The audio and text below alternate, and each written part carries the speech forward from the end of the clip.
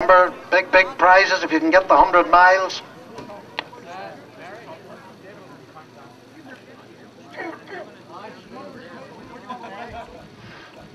Five, four, three, two, one. And away they go. Give them a round of applause as they go off on their journey. The second 24-hour race to be held on the Mary Peters track here. And it's carrying all Ireland status. Right. Everyone's got their own place. They know what their schedule is. And very interesting there, right? All coming through there. Mark Ketteringham, number 5. Moving up on the outside with Oliver Murphy. 3 hours in. So far, so good. Well, have you got a plan? Yes. 100 miles, or I feel. Simple as that. I'm going to run for 5 minutes and walk for 1 minute for 12 hours. And then the second 12 hours, pretty much walk it. But if I have more energy, I'll try and keep running it.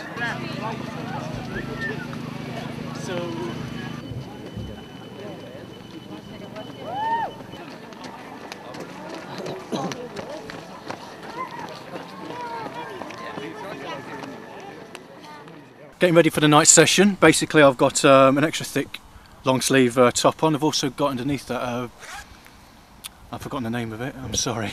Like a Helly Hansen or something, is it? Pretty much, yeah, just to keep myself warm for the night. Also I've changed my socks because I picked up a couple of blisters, which I wasn't expecting. So, and also I've taken myself to the showers, given just my legs, put them in a cold shower, just to try and keep them fresh, keep me going through the night. Apart from that, I've got my electrolytes in here, Red Bull to keep you awake in the morning. These are bits and bobs for my plasters, for the blisters. And I'm about 2 minutes away from getting ready to go when I finish this sandwich here.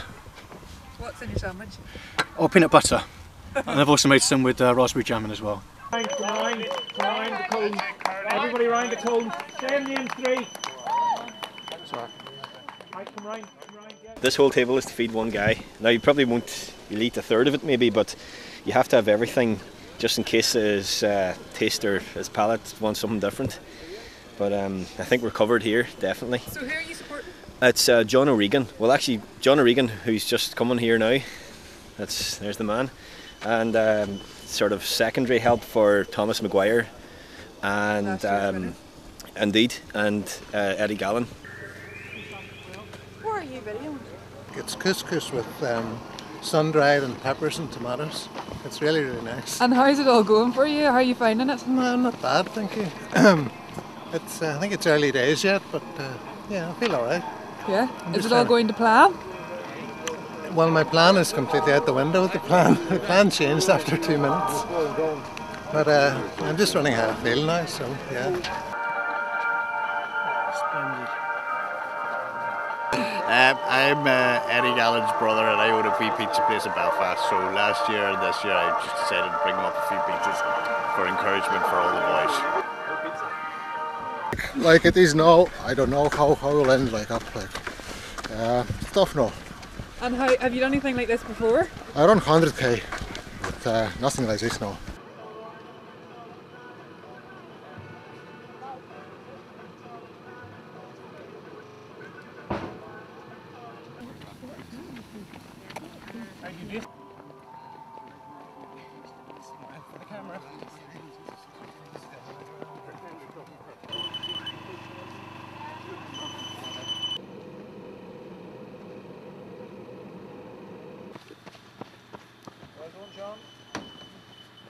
There and I'll make more.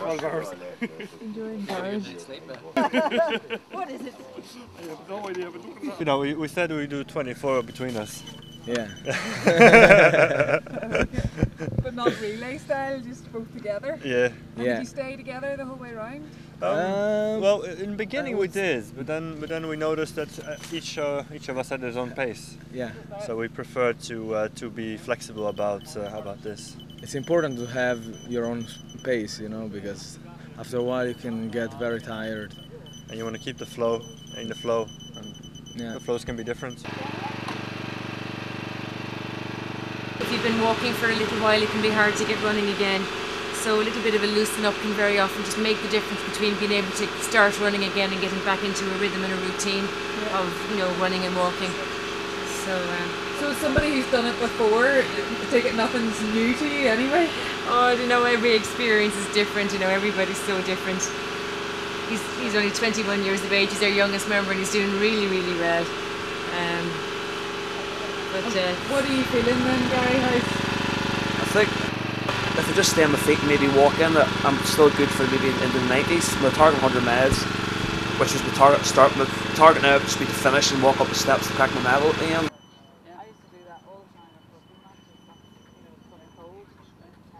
Perfect warm up, because that's why I did the 12 hours, just as a perfect warm up for the 24 hours in September. So. And do you feel like now that you've got a pace going that that's what you would keep going for 24? I certainly could have kept going at that for another probably 6 hours, and then I would have slowed up definitely, but it was the pace I wanted, so I was very pleased.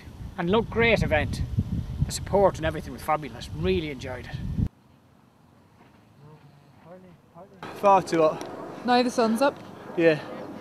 Yeah.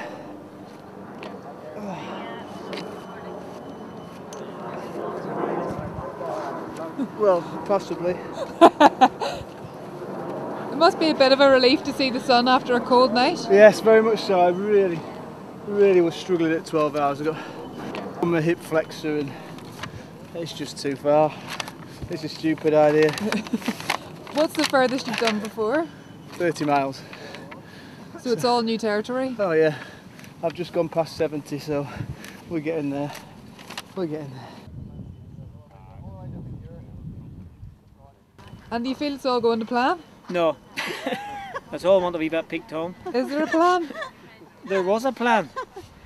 That was when we were driving up in the car, but that's sort of on pear-shaped. Now, there was a plan there, but the plan was just to get through the evening and go well, because I'm not going to run that strong in that heat. So I'm going to try... Yes, you weren't looking forward to the heat, were you? No. So I'm going to try 5 on...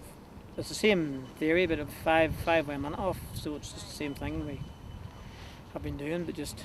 Good. And the support team are... Support team are grand. Support team sleeping. I come round the middle of the night freezing, and she blames Sarah for taking the hot water bottle, and she had it and sitting in her big jacksie.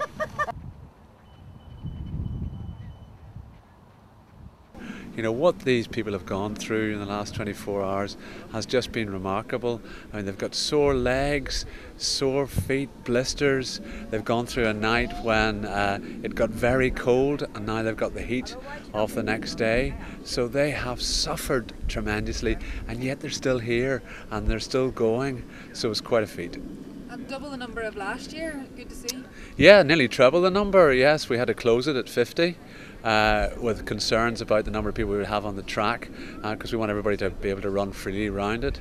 But yeah, some 9 nations and 15 of Ireland's counties here, and they're over from England and Wales as well. So delighted at the turnout. Somebody's come in from Budapest and they've come in from Reykjavik. They're calling him the Iceman.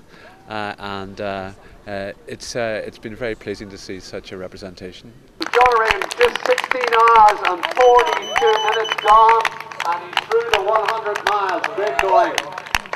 Yes, well, I felt really sick, and I sort of stopped outside the track. But then, when some people were trying to help me across to sit on a seat, and just fainted or collapsed or something, and woke up and the paramedic was shouting at me. Well, just totally unexpected. I didn't. I've never done anything like that before. Do you know what happened? Do you think you just ran out of energy? Or? Yeah, it seems so. I mean, they said it's probably just blood sugar got too low. So yeah, I was lying in the tent there, throwing up for a while, and now I'm feeling a bit better.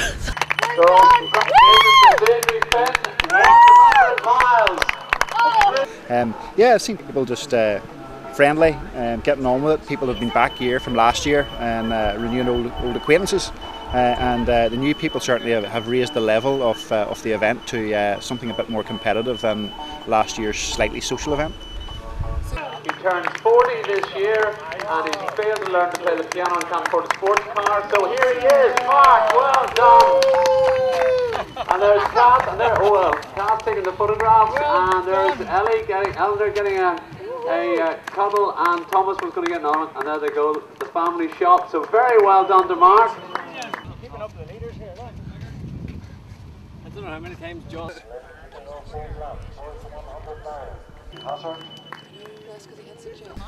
No, I'd set it just to get 12 hours and see where I was, and then it kind of like a really big ambition was the 100, but I was just taking it as it came, and after 12 hours I was lucky just to be alive. So got a bit of a second wind, and the great thing is everyone here is so supportive. Like, you're talking world-class runners coming up there and just going to keep it going, and it just makes your, you makes your day the whole good, and I had great support from family and friends. I didn't think I'd get that far, like, thought maybe 90, but paced myself well, like, Very proud of him, and absolutely. what's it like to be here supporting? Oh, brilliant. It was the worst night's sleep I ever had, but it was worth it. 5, 4, 3, 2, 1, stop!